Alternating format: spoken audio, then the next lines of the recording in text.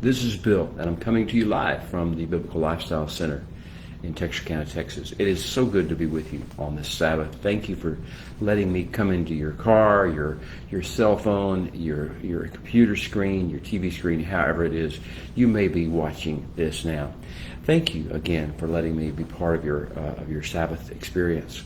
I pray that you will find great blessing, great delight, great wisdom and revelation in our conversations today. I like to think of this as being my little cheder, my little study room, where we call it a little small hall of learning, private and personal, and yet there will be many that join you in our little time together. May your day be a blessed one, and may life awaken in you, may beauty arise in you, and may you become all that the Creator of the universe designed you to be and accomplish everything He calls you to accomplish. Today we are going to be engaged with a beautiful section of Torah. It's called Parsha Emor. Sometimes not to be confused with Amor from the Spanish language, which would mean love. Although maybe we should not make the disconnection quite so soon. Perhaps that which we emor, that which we speak, as it would be translated in English, speak prophetically, always must be filled with amor, must be filled with love for the Holy One, but not just love for the Holy One as a entity unto himself, love for his creation, love for his people, love for the land, love for the times in which we live, love for each individual that we speak to or that hears our voice or is influenced by. So emor, amor, they are very similar and related words, even though they are from different languages and worldviews. Today, emor begins with chapter 21, verse 1, and will conclude with chapter 24, verse 44. We are in the season of counting something very similar to Emor called the Omer. We are counting the Omer. And we are in the fourth week of counting of 7 weeks altogether. And this counting of the Omer that we're doing, Omer is spelled almost exactly like Emor, but the difference is the first letter. In Emor, which we're studying today, the first letter is the Aleph. And then in the Omer, which is the what we're counting, what we're watching, taking account of, it starts with an ayin instead. So that's the difference. Again, as we talked about with Emor and Amor, so it is with Emor and Omer. They are very similar and related in their words, in their mindset, in their views, and in their messages. I'll leave that for your discussion and for your consideration in your own times. I want to talk to you more about where we are in the Torah. I've kind of entitled this session Spiritually Alert and Oriented times 4. If you ever get taken to the emergency room or a triage of someplace and they want to find out what your status is, if they want to check you out before they actually do an examination of you, they start asking you a series of questions designed to determine if you are alert and oriented and at what level. And so they start asking you questions like, who are you? And if you start saying that you're Batman or you're Superman or you're a mythical creature from the past, they realize you're not alert in the sense of knowing who you are, that first level of orientation. So you need to answer the question who by giving your name, and then they'll ask you, do you know where you are, the spatial orientation level of orientation. Do you know who you are? Do you know where you are? Do you know when it is? Do you know when this time is? Do you know what day it is? Do you know what time it is? Do you know what season it is? Are you oriented to time? Are you oriented to what's going on in the world around you? The next question would be something along the lines of, do you know how you got here? Do you know why you are here? If you know where you are, do you know why you're here and how you got here? And that's an idea of the chronological, the sequential orientation of do you know what's going on in life? There could be other questions they ask you about this orientation, but those are the main four. Who are you? Where are you? Do you know where you are? Do you know what's going on, how you got here? Do you know when it is, what day it is, and that sort of thing? So that's physical issues before they get a history from you, before they find out what you're going to tell them about your pain or your problem or your trauma, whatever it is that you're there to see them about. They want to know if you're going to be trustworthy or if you're confused, disoriented in some way, or just don't know who you are and what's going on, and so they couldn't trust your testimony. Now we're getting somewhere, aren't we? This is all about witnessing and testimony. I don't mean it in the contemporary, the standard biblical mindset that most of the Western world has about. I'm talking about being a faithful witness, being a trustworthy, believable witness, being alert, and being oriented times 4 spiritually, understanding who you are spiritually, understanding where you are spiritually, what is going on around you and how you got here, how we got here, and understanding the times and the seasons, understanding when it is, the days, the weeks, the month, the moon cycle. Do you understand spiritually who you are, where you are, how you got here, and what time it is? Spiritually alert and oriented times 4. So this is the kind of discussion we're going to be having, and I hope you will find it as you begin to peruse and look through the various different messages, the mitzvot, the mishpatim, the hukot, the various different instructions the Holy One gives in the course of Parsha Emor, Leviticus 21:1 through 24:44. This is the conclusion of a very important part. This Parsha Emor concludes the weightier things discourse, or the Kedusha discourse, as I call it, of Torah, beginning with Leviticus chapter 10, verse 9, after the death of Nadab and Abihu, which was the sort of the bookend opening of the discourse, and give you what we're working against, all the way through Leviticus 24:9, which is, or 24:8, which is when we began another bookend, the back bookend narrative, which is going to be the discourse of the man of Egypt, the Egyptian man, the blasphemer, as he's sometimes called. These two narratives bookend this great Kedusha discourse, chapter after chapter after chapter. The longest single running session of divine speech in all of Torah. It was this for which he brought us to Torah. It was this for which he gave us the 10 words, the Asar HaDebrot, back a few months ago. It was this day. And so we need to be oriented to, before we get the heavy messages of this Parsha, the weighty, the motivational, the inspirational, and the directive messages of this Parsha. We need to be alert and oriented times 4, spiritually alert and oriented times 4. Do you know who you are? You are part of the covenant people of the Holy One. You either have been natural born into it, or you have been engrafted into it. And you are now walking in accordance with the covenant of the Holy One, the one he made with Avram and has been building upon ever since. The covenant of Sinai is just in building upon the covenant he made with Abraham. It doesn't change it, doesn't replace it. It is part of the building out, the forming out of that covenant he made with Abraham. You are a part of that covenant. Do you know who you are? You are specifically planned, designed, strategically placed, and embedded. You are deployed in this world at such a time as this to be a messenger of the covenant. You are to be one of his holy nation. You are to be one of his kingdom of priests. You are to be one of his Am Segillah, his special model people to put there. Do you know who you are? Are you alert and oriented times 1, the first orientation? Because if you don't, you'll be caught up in your own ethnicity. You'll be caught up in your own cultural background, your own history, your own family history. You'll be caught up in your ideology. You'll be caught up in all sorts of things if you don't remember who you are. Are you alert and are you a faithful witness because you know who you are?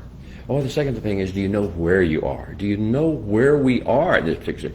We are in certain phases of time. We're at a certain stage. We're in the narrative of Torah, and particularly the narrative of Sinai, and particularly the narrative of the day of the falling of the heavenly fire upon the altar, the day of Nadab and Abihu died. But we're on the day that heaven touched earth in the most meaningful, powerful way ever known to man. This is that day. We are all living in the outbirth of that day. So if they ask you where you are, we're at Sinai on the day. And when is it? It is the day that Nadab and Abihu saw. And we all fell on our faces before the Holy One. Now, it's in the context of that all the discussions of Parsha Emor take place. If you try to take the discussions, the instructions, the directions of Parsha Emor out of the context of the falling of fire from heaven upon the earth and the visitation of the manifold presence and wisdom of the Holy One with his holy nation, and then you will misunderstand. You'll think this is some sort of a system of laws, a system of earning righteousness. No, this is what happens when you get close to the Holy One. This is what happens whenever he is appointing you, commissioning you, empowering you, and sending you forth, deployed into the world. So do you know who you are? Do you know where you are? Do you know when it is? And do you know why you are here? Do you know what he's about to do in you? How he's about to change your life and your impact in the world? If you understand this, now you understand why the Kedusha discourse is so important. We are called to be vessels of this thing called Kedusha, and we'll talk about that in a few moments. And we have to realize there are competing other forces out there besides that. People are vessels of many things, most of which are not Kedusha, some of which are absolute toxicity, and we need to be able to recognize those things, not react with any form of disdain for those things, but understand that is what we're here to help. That's what we're here to solve. That's what we're here to serve. That's what we're here to love back into wholeness and wellness. So this is the holiest of all the discourses of Torah. This is so precious, so beautiful. These words are all divine speech. Moshe's interpretation is not part of it. This is divine speech coming in the Hebrew language. We get it translated into English. Most of us do, and we have to deal with that process, the loss in translation. But these holiest of all discourses is coming to a close, and so we're getting to the climax of the Kedusha discourse. And then we'll see at the end, we'll get the bookend narrative, the shocking story of Ben Shalomit, the Ben Mitzram, Ish Ben Mitzrayim. That will provide the after bookend. The Kedusha discourse is the central message of Torah. It is the reason we were brought to Sinai. It is the reason we read every year the Sinai narrative of Torah at this time of the year, and when the spring is bursting forth in the northern hemisphere, when we see creation testifying to us that a new season of growth, a new season of harvest is coming before us. It is the reason. The Kedusha discourse is the reason, because this is our mission discourse. We are brought to Sinai. Our ancestors were. We are given the Sinai narrative of Torah to read, study, and meditate upon this time of the year in order to learn and become masters in the disciplines of kings, courts, Kedusha. We are given this Sinai narrative of Torah to read and meditate and study in order to learn and become masters of the disciplines of the king's court, Kedusha. What it's like to serve him in the heavenly courts and bringing those protocols and ways and those attitudes and emotions and those ways of thinking and doing back into earth and deal with it here. Kedusha. Let me define that for you again. I've done it a few times before. I'll try to define it in ways that you understand why the Kedusha discourse is so important. The Holy One knows Kedusha. The Holy One knows what that is, and his court is full of it. The four living creatures, the 24 elders, the cherubim, the seraphim, they radiate the Kedusha. They have absorbed it from him. He is the ultimate source of Kedusha. Those who are around him absorb it and begin to radiate it. Well, that's how it happens in the heavens. But how about on the earth? Kedusha is the powerful, pulsing energy flow that comes from the presence of the Holy One. It's full of tov, goodness. It's wellness, productivity, fruitfulness generating. It's full of tahara, nurturing, healing, restorative power. It's full of tamam. It's full of harmony and wholeness producing. It's full of integrity building. This is the energy that flows from heaven. That's Kedusha. That's why it's in heaven. It's all up in the heavens. But on earth we have competing interests going on. We have the serpentine. We have the fallen human forces that bring about toxicity and corruption and violence and anger and all sorts of negative things going on down here. And Kedusha is the antidote, the heavenly relief that we get from those toxicity things. So the Kedusha is our purpose. Kedusha, the powerful pulsing energy flow of Tov, wellness and productivity and fruitfulness generating. Tahora, which is nurturing, calming, soothing, healing, and Tamam, which is harmony producing, wholeness producing, integrity producing. English speakers misidentify this regularly as holiness. Kedusha is so much more than holiness. Kedusha is the very energy that fills the heavenly courts and gives it meaning and power and direction. Okay, so this Kedusha is supposed to be the mark that sets the people of the covenant apart from other nations. When I said, are you aware of your first orientation? Do you know who you are? You are a person of the covenant. That means you are supposed to be flowing in, absorbing always, and then releasing, emitting Kedusha, this powerful pulsing energy flow, wellness, productivity, and fruitfulness generation. Tahora, nurturing, of healing, of calming, and of tamam, of harmony and wellness, wholeness producing, and integrity. These things are the things that are supposed to make up your aspects of your character, your impact, your contact, your influence upon the world. Well, because Kedusha is sourced in the throne room of heaven, emanates from the beauty realm of our King. It cannot be found in the religions or the philosophies or the ideologies of earth. It's not found among ethnic pride movements. It's not found upon social justice movements or political movements. It's not found in those things. The only place you can get Kedusha, which is what is supposed to mark us as being the people of the Holy One, that are on deployment in this world for strategic reasons of kingdom building, the only source we can get is the Holy One himself.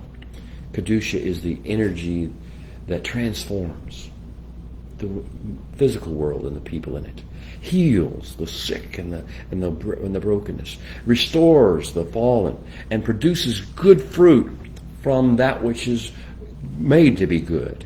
The Kedusha is that energy, and is not a set of doctrines like holiness might be, or a set of practices that somebody might call holiness. It's not things that judge other people or separate or divide peoples. Kedusha is that which transforms, energizes, heals, empowers, restores, and causes, enables him to produce good fruit. So Kedusha cannot be taught through educational systems or in informational systems or indoctrination programs. Kedusha can't be taught. It has to be caught. We have to be in the presence of someone who is emanating Kedusha. We have to be in the presence of the Holy One, regular contact with the Holy Creator, with His holy things, with His holy people, with His holy places, with His holy times. You see, He has infused all these areas with aspects of His own character. That's why we talk about the Creator. The closer we are to Him, and the more we interact with and commune with Him, the more He radiates to Kedusha, and we absorb it.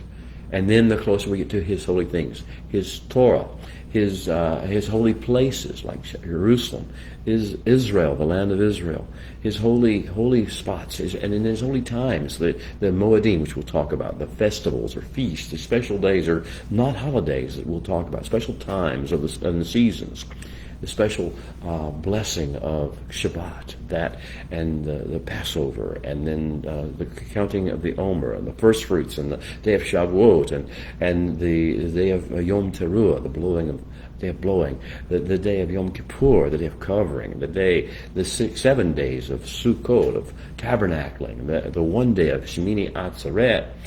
You're seeing that these are special times, and these times are infused with Kedusha, with holiness, and the more closely we associate with them, the deeper we relate to them, the more Kedusha we absorb. Yeah, and that way the more of the toxicity of the world we can diffuse.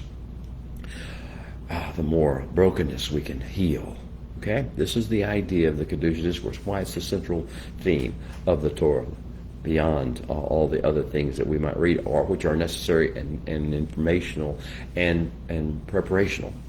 The Kedusha discourse is the essence. All right.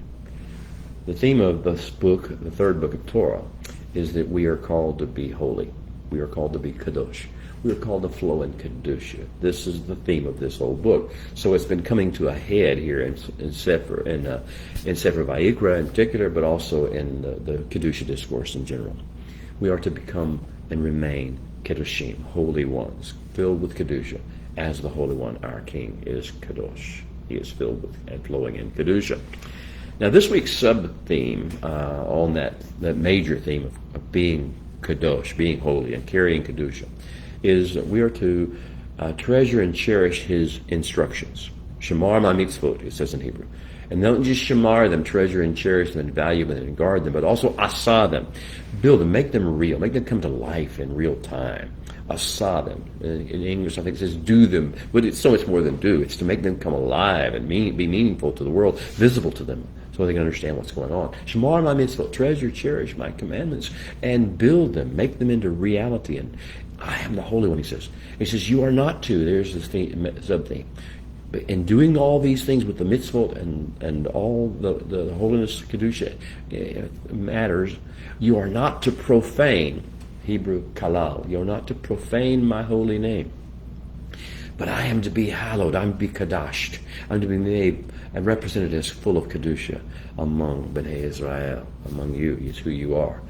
He said, I am the Holy One who makes you holy. I am the Holy One who kadashes you, who hallows you, who brought you out of the land of Egypt, your God, to be your God. I am the Holy One. Now, the message of this day, the message of Parsha Emor, the message of this season is that, take a deep breath. You're in this for the long haul. We've got an end game, a long end game, and every day along the road counts. All your days and times and seasons and years, beloved, have meaning. Every one is an opportunity you have. Every breath that you breathe, every heartbeat of yours is an opportunity given to you by the Creator of the universe to receive, embrace, and begin to emit and flow in Kedusha. This is who you are. This is why you're here. This is your story. This is your song. This is your testimony.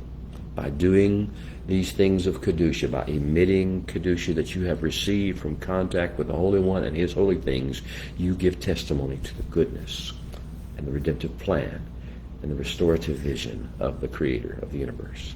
Now, he says, now you're going to need some things. You're going to need a vision. You're going to need a perspective. You're going to need an example. And so he gives us the examples of the high priest and his sons, Aaron and his sons. He says, watch Aaron and his sons. And in the midst of all the tragedy, the trauma, the discipline, the drama, the mess that you face in the earth every day, the pollution, the toxicity that you have to confront every day and that confronts you every day, you need to have a focus point.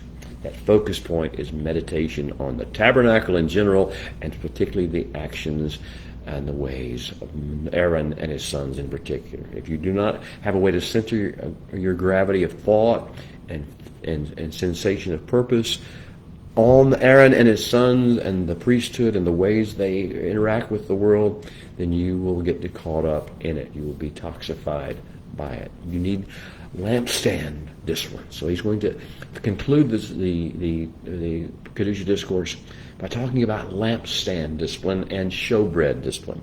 Lampstand is for every evening and for every morning. This is not something you occasionally get a dose of. This is daily. We need to discipline ourselves to touch the Kedusha and follow the ways of Aaron in the lampstand discipline. How to take care of the cups of the menorah, and how to clean out the gunk, and how to adjust and adjust the lamps and the focus of life.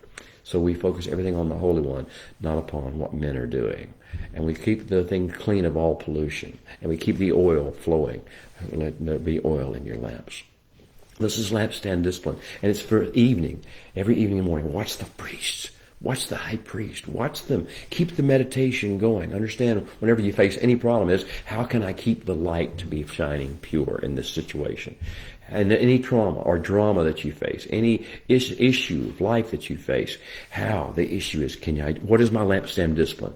What is the priest doing to keep the light shining on the Holy One in the midst of all this that we're seeing? Second one is the showbread discipline. The concluding portion of the Kedusha discourse is the showbread discipline discussions. It's about every Sabbath, what we do every Sabbath. We talk about every evening, every morning, the special focusing every Sabbath on bringing forth the bread of life, bringing it to the table. As he said, the 12 challah loaves of unleavened bread that are put on the table every Sabbath by the Kohen. Watch the Kohen. What are they doing? Every Sabbath they're bringing these 12 loaves of showbread, these 12 unleavened bread loaves, pure, fragrant, beautiful, the bread of life to the table. This is our task. If we don't do these things on a lampstand discipline evening and morning basis, on a showbread discipline, so Sabbath by Sabbath basis, we will find ourselves caught up in the things of the world, and we will find ourselves leaking, oozing toxicity as opposed to Kedusha. So watch the Kohanim, watch the high priest, and keep it in your focus in your meditations. Stop and ask yourself, what is he doing? How is he doing lampstand discipline today? How is he doing showbread discipline on this Sabbath? Learn the Kedusha protocols of heaven. Now, that being said, let's talk about the name of the Parsha, Emor. Emor, usually translated simply as speak or proclaim or declare. Emor, speak. Now, if we're going to emit Kedusha, if we're going to be vessels of Kedusha, if we're going to be filled with this energy and power, releasing what's from heaven upon the earth, if that's what we're going to be, I want to counsel you through the words of Kohelet, Ecclesiastes, Solomon, Shlomo. Ecclesiastes 5:2 says this. The preacher, the Kohelet says, do not be rash with your mouth. Do not be hasty in your heart to utter anything before the Eternal One. For the Eternal One is in the heavens. He's B'Shamayim, while you are on the earth, Al Haaretz. So let your words be few. Let them be measured. Let them be in accordance with proper protocol and procedure. Let them not be your words. Let them be his words. Speak, yes. If you are going to be deployed as agents and vessels of Kedusha, sometimes you will be called upon to speak, when other times you just act and behave. You represent the Kedusha, you manifest it, you model it for the world. But when you speak, you should testify. Every word is testimony. And you must be a credible, trustworthy witness who is spiritually alert and oriented times 4. You must become witnesses. You must learn how to live as you are constantly on the witness stand, testifying of what is going on and what the king's courts have to say about everything.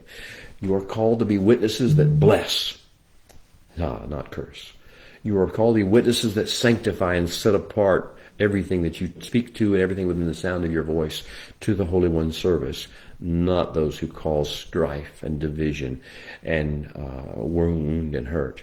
You are called to glorify the Shem, we call it the name, the flowing attributes, the flowing words and deeds of the Holy One. We are here to glorify his Shem, not to promote ministries, not to promote political ideologies, not to promote politicians or government positions or policies.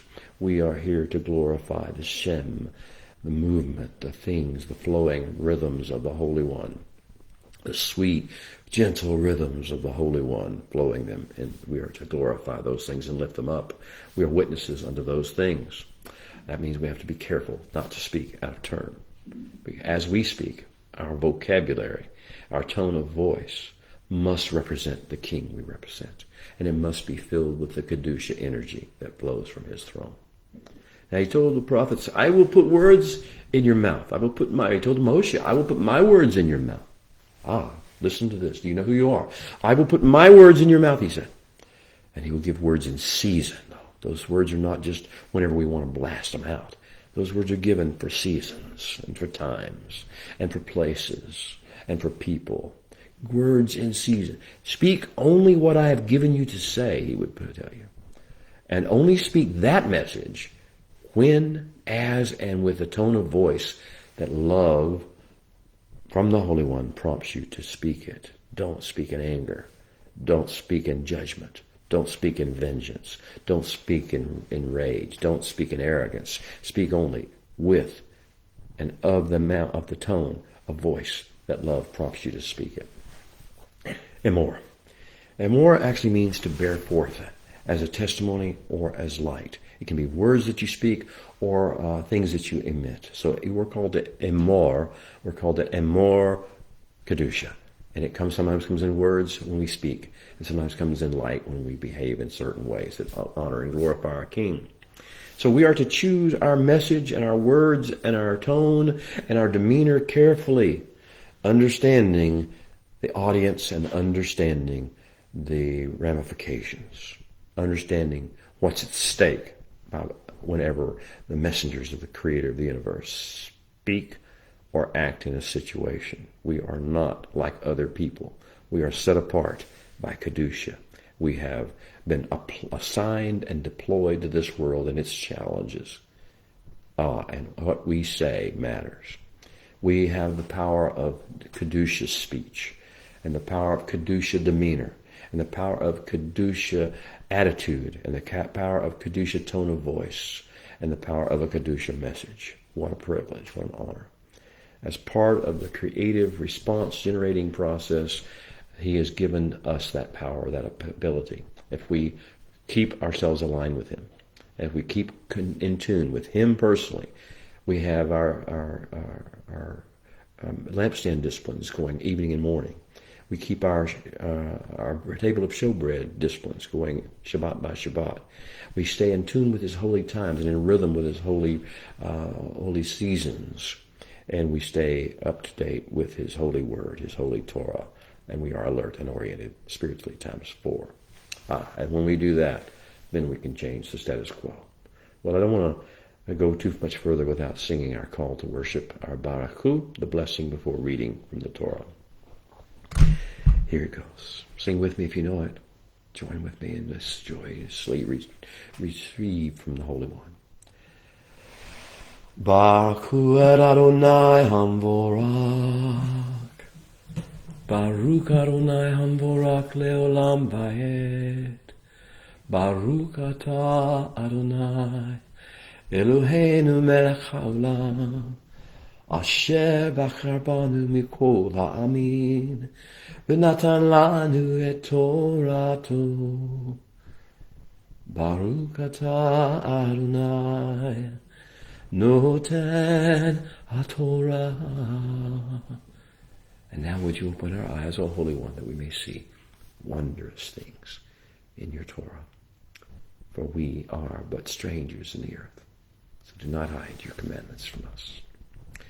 Near the end of last week's final parsha, Kedoshim, we read that after listing the destructive and the corrupt behaviors that testify against those who've surrendered to the rogue wave, not the Kedusha wave, but the rogue wave that leads to death. In the context of hearing about all those corrupt and destructive behaviors that other nations and other peoples cave into and do, the Holy One said this, but you, do you hear it? He's speaking to your heart. He's speaking to your spirit. He's awakening you to alertness and orientation. But you are holy, kadosh to me. For I, the Holy One, am holy, kadosh. And I have called you out from the peoples to be mine. That message hangs in the air before we begin Parsha Emor. You are holy to me. For I, the Holy One, am holy, and I have called you out from the peoples to be mine. You're not supposed to be like that. You're not supposed to be caught up in their rogue ways that lead to death, and their behaviors are destructive, corrupt behaviors and mindsets and attitudes and vocabulary. You are here to be light and health and peace to the world. Well, that was where we ended last week, and that, like I say, the lines, the climactic lines of the Kedusha discourse are out there. And now he begins the conclusion. He begins to wrap it up in chapter 21, verses 1 and 2. I'm going to read it in the Hebrew, a very short portion in the Hebrew, and then follow it with an English approximation that is sort of my own, I guess you'd say, interpretation or translation. It starts out, Vayomer Adonai el Moshe. And the Holy One spoke, Emor, commissioned, empowered, declared to Moshe. Emor, next word, Emor el HaKohanim b'nei Aharon. Speak, commission, empower the priests, the sons of Aharon. Ve'amartim elehem. And say unto them, declare unto them, spiritually commission and empower them. And this is what he says. Lenefesh lo yitma let me try that again. Lenefesh lo yitma ba'amav. Do not make yourself tameh. Do not take on tuma from a nefesh among your people, of your people, among your people. Now, most of English translations have taken up this word nefesh and have translated it because they want to see something. They see something happening that's not happening in the Hebrew. They translate it as a body or a dead body. Do not make yourself tameh for a dead body or a cadaver or a corpse among your people. But nefesh is the exact opposite of that. There are many words in Hebrew that relate to the corpse or to a cadaver or a body, a dead body of a human being. Gavia, Peger, there's guva. There are different words that obviously translate and are clearly meaning that, and they're used in the Torah and other writings. So nefesh is not a word that is used to discuss a dead body or a cadaver or a corpse. That is another message, that's sort of an indoctrination message has been incorporated. What he's saying is, lenefesh lo yitma ba'amav. You do not make yourself tameh. Do not take on tuma from a breathing one. Because a nefesh means one who draws breath. And a dead person doesn't draw breath. That's the definition of a dead person. The heart does not beat and the breath does not come. So it's not just about not becoming tameh or taking on the tuma of someone who's dead. That's certainly an issue, because death carries its form of tuma or uncleanness or toxicity. But you understand, he's not saying that here. This is not what the priest is being told. The message, the Emor message, is not about dead people. It's about living people. We encounter living people, people who breathe. And when they breathe whatever's in them on us. And if it's toxic, then we get slimed. And we get infected, or we could, if we're not insulated by Kedusha. So, the issue is nefesh. Don't let a nefesh, a breathing one, breathe on you and give you tumah and let you take on their tumah. Don't do that. Don't take on their uncleanness. Don't take on that. You as a priest, you are called to a higher level. You must instead stay above this. And even though you live in a real world where real people do real things that are toxic, you must not absorb their toxicity because you're busy absorbing the Kedusha of the Holy One. Nefesh is a noun derived from the verb root nafash. It means to draw breath. It is thus the opposite of a corpse or a dead body. All right. So now, the question is, okay, so you've said, the Holy One has begun this whole concluding session of the Kedusha discourse by saying, be careful, do not take on tuma from a living, breathing one around your people.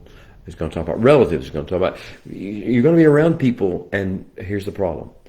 Introducing the communicability, exportability factor. What they have in them will be breathed upon you. You'll become like whatever you're around if you are not prepared, if you are not disciplined by the Kedusha protocols and disciplines to take the person but reject their tuma. Take the relative or the relationship but do not absorb the negativity and the toxicity that goes with it. See, beloved, we are on a long deployment in a fallen world. And we walk daily among fallen and wounded, broken and toxicity infected, slimed people. It's not their fault altogether. But we must learn how to recognize the bad influences they can project to us, or the bad things they can project to us. If we're not on guard at all times, if we're not filling ourselves with Kedusha to the point we cannot be permeated, we cannot be displaced, that Kedusha cannot be displaced. If we're not doing that at all times, disciplines of the showbread, disciplines of the lampstand, if we're not doing those things when the times are there, we're not connecting ourselves with the Holy Torah and its rhythms and its parashot and with the seasons of creation, knowing when it's seed time and when it's harvest, if we're not dealing with the Kedusha of the priesthood being our meditation, and the tabernacle and the interaction with the Holy One being our thought process, our default thought process, if we're not doing that, then we will become like those we spend time with.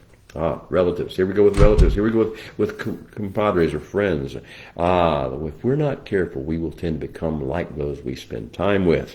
We will absorb their attitude.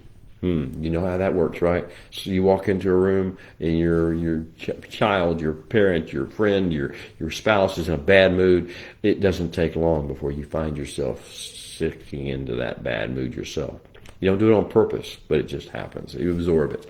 Body language. We do this thing called mirroring. Human beings are noted to mirror, and people learn these principles, and they learn how to make people mirror and they subconsciously take over their thoughts and their approach in life and their mood by body language. So we will take on other people's body language. But what if we took on the body language of the four living creatures and the 24 elders? What if we took on the body language of the angels and the cherubim and the seraphim? What if we took on the body language and the demeanor of the Holy One himself? That is what we're supposed to be doing, not absorbing the attitude and mirroring the body language postures of the people around us.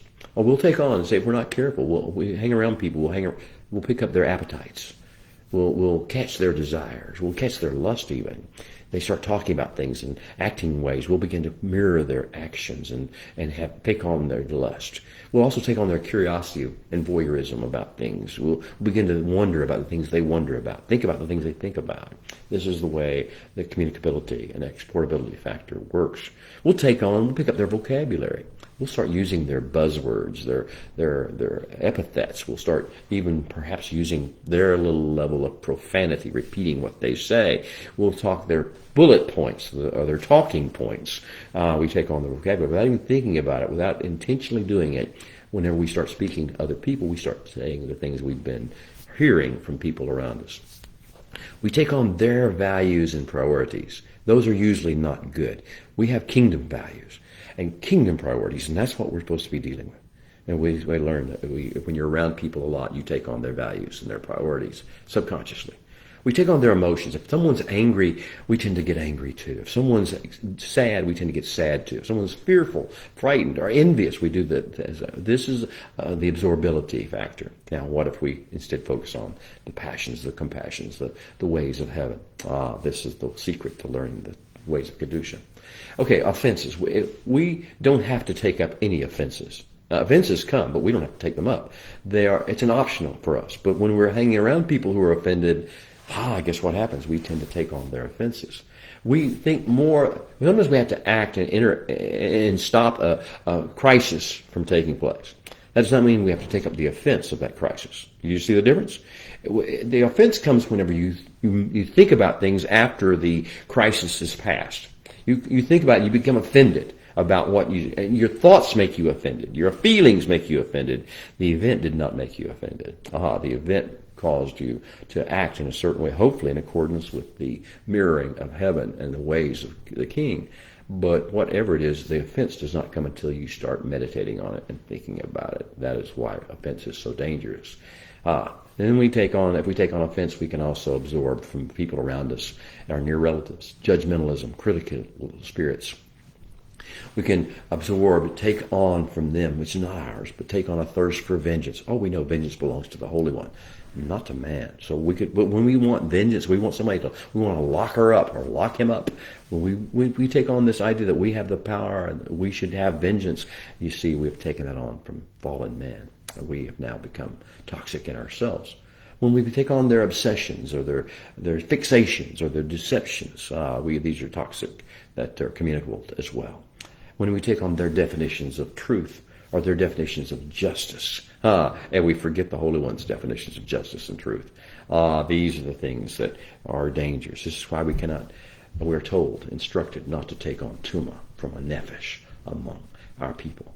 Even our closest relatives like spouses and fathers, we be very careful not to take on their tuma when they breathe on us and they speak to us, not to take on the toxicity. We need to respond in kingdom manner, always on duty, always on call, always on guard, always in communication with the Holy One, and speak only that which he tells us to speak, do only that which he tells us to do.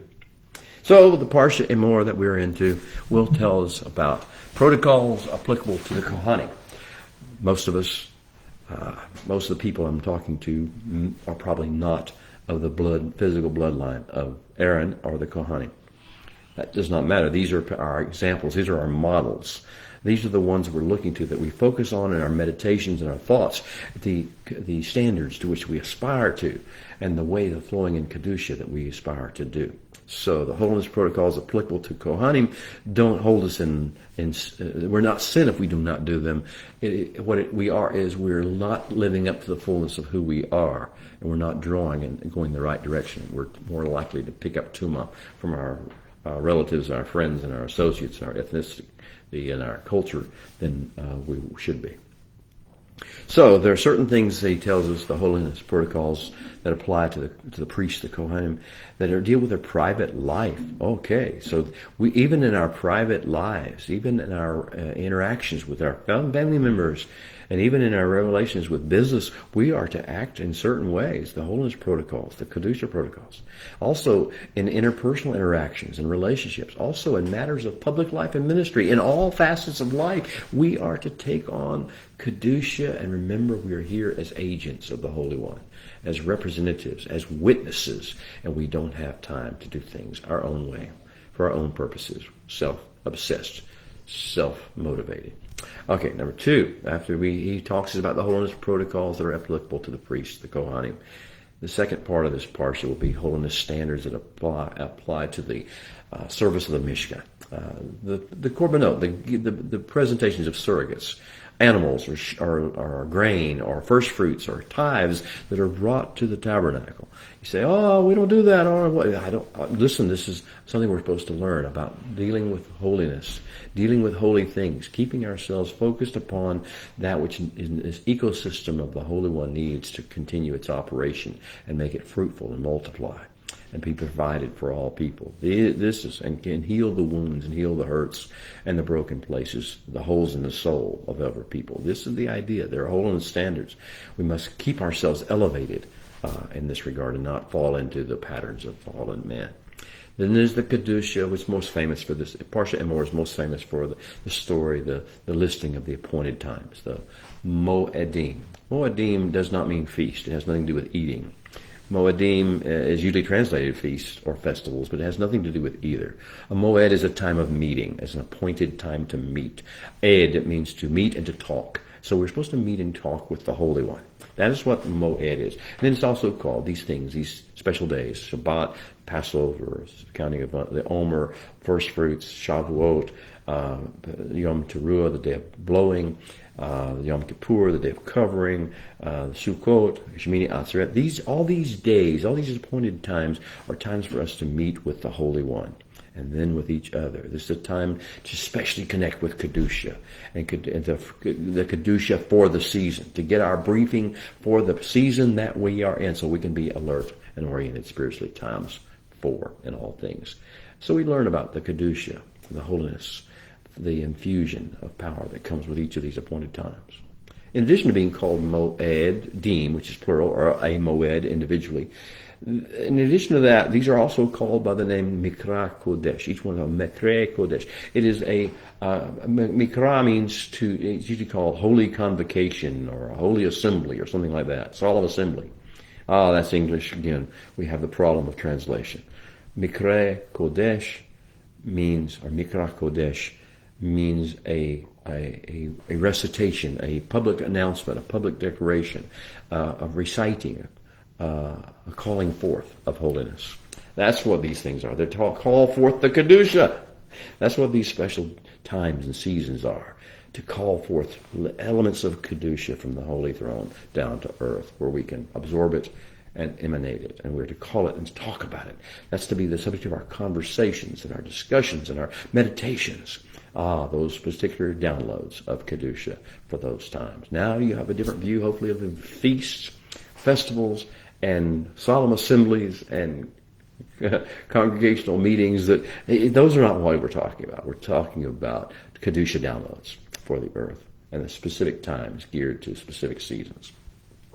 And then like I say, the conclusion of the Kedusha discourse will be the story, the Kedusha of lampstand disciplines of the priest and showbread table disciplines for the Sabbath of the priest. These are the things that give us the discipline necessary to stay in the state of Kedusha, to stay in the state of Tahora, to stay in the state of holiness and purity, to stay in the state of being good, faithful testimony, witnesses of the kingdom and representatives of his on the earth. And then finally, the parsha concludes with the narrative of the blasphemer, of Ben Ish Mitzrayim, of the son of the Egyptian. And what we have is a stunning counterbalance to the Nadav and Abihu actions on the same day. Earlier on this day, we had Nadav and Abihu, before the Holy One began to release this whole Kedusha discourse to deal with in the bookends narratives. He was preparing us for this narrative as much as he was discussing the last narrative. The reason we need to focus on Kedusha is because, on the one hand, of the Nadav and Abihu problem of doing things our own way, thinking we can be religious and spiritual, or do it by doing things the way we think they should be done.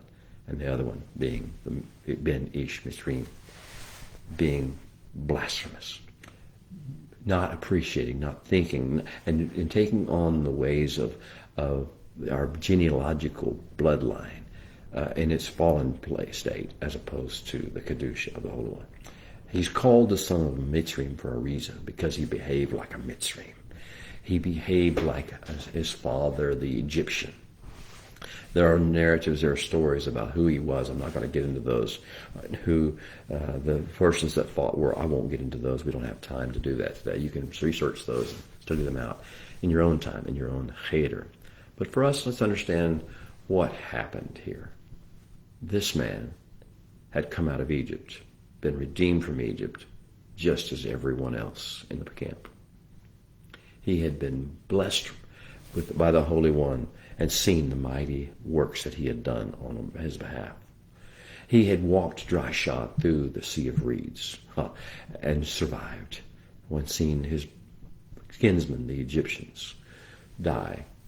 He had seen redemption and deliverance. He had eaten daily of the manna that fell from heaven. He had drunk daily, repeatedly, of the waters that flowed from the rock. He had followed the pillar of fire and of cloud. He had heard the Matan Torah, the giving of the 10 words at Sinai. He had lived through and survived the sin of the golden calf. He had watched, he had been probably participating in the building of the tabernacle, the 5.5 months of prototypical shalom and kingdom activity and energy that flowed to building of the tabernacle, and exactly according to the pattern, the blueprint the Holy One gave to Moshe on the mountain.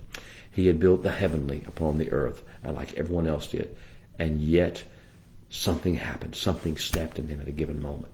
And his reaction to the presence of the falling of the fire of the Holy One, his reaction to the release of the revelation of Kedusha and our role in the earth, it stirred something negative in him. And the flesh rose up in him, and he began to fight and be divisive and angry. And he actually blasphemed. He brought dishonor to all that the Holy One had done in him and for his family and for all the people. And he began to be a source of division and anguish, and he began to say horrible things about the Holy One and what he had done. I won't go any further than that. He's called the blasphemer. And we see that there had to be steps taken because the blasphemer cannot be allowed to communicate that negativity throughout the camp. It is not judgment as much as it is protection for the camp and for the mission and for the witness throng to be kept pure. Beloved, we are called to speak, but only speak what the Holy One gives us to speak. We're called to be vessels of Kedusha. Our words should be blessing. Our words should be wisdom. Our words should be light. Our words should be bread. Health, peace, shalom, joy, hope. These are who we are and why we're here. I hope you're spiritually alert and oriented ×4 for this coming week as we will face so many things. Do not let yourselves become tamei. Do not take on the tuma or uncleanness of a living soul, a breather around you. Well, Shabbat Shalom. We'll see you next week.